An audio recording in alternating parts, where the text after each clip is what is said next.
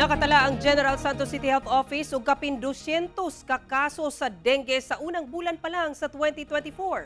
Busa na nawagan ang CHO ngadto sa mga residente nga makigkooperar sa ilang mga lakang batok dengue. Ano ang report ni Abby Caballero?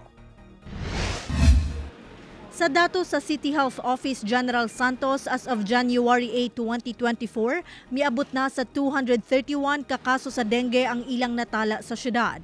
Mas taas matod pa kini itandi sa dengue cases sa samang period sa milabay tuig asa 163 lang ang kaso. 176 sa 231 ka nagkasakit og dengue karong tuiga ang gi-admit sa ospital. Hinuon naka-recover na sila. Wala say natala nga namatay sa dengue sa Jensan sa kasamtangan. Given the number, mataas siya pero wala pa naman tayo sa tinatawag nating epidemic threshold. Pinakadaghang kaso ang Barangay Lagaw nga dunay 34, 33 sa Barangay Kalumpang, 20 sa San Isidro, dunay tag 16 ka kaso ang Barangay Bula ug Barangay Labangal, 15 sa Fatima, 14 sa Apopong, 9 sa Mabuhay ug dunay tag 8 ka kaso ang Barangay City Heights ug Barangay Baluan. Ang mga residente sa Barangay Lagaw, gika-alarma ang nagkataas nga kaso sa ilang lugar. Nag-aalala kasi may mga bata kami doon sa loob ng aming compound. Kailangan natin na maglinis. Si Luis Kinsa dunay 6 anyos nga anak, matag-adlaw matud pang gapanglimpyo sa ilang tugkaran. Nabalaka ko kay ako alang kita diri sa dugan nato diri sa Barangay Lagaw. Manglimpyo ta kay mismo ang anak magula to ng ano. Kay lisod kayo magkasakit samot ng dengue. Kay ang dengue magud makakos magud sa makapatay pod.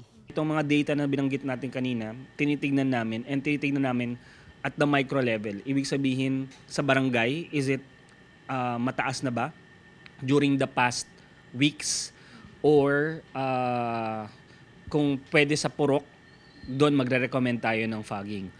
Subling pahimangno sa CHO nga ugaling makasinati og mga sintomas sa dengue, daling magpa-check up sa health center sa inyong lugar. So ating mga health centers equipped naman, no? So kahit last year nagpagawa tayo ng mga tinatawag nating hydration corner. Ibig sabihin kung talagang during assessment nakita na medyo dehydrated na yung bata or kung sino mang pasyente, pwede namang sweruhan sa health center or kung talagang sa tingin ng physician, ng doktor na kailangan pa-admit, i-refer talaga natin yan.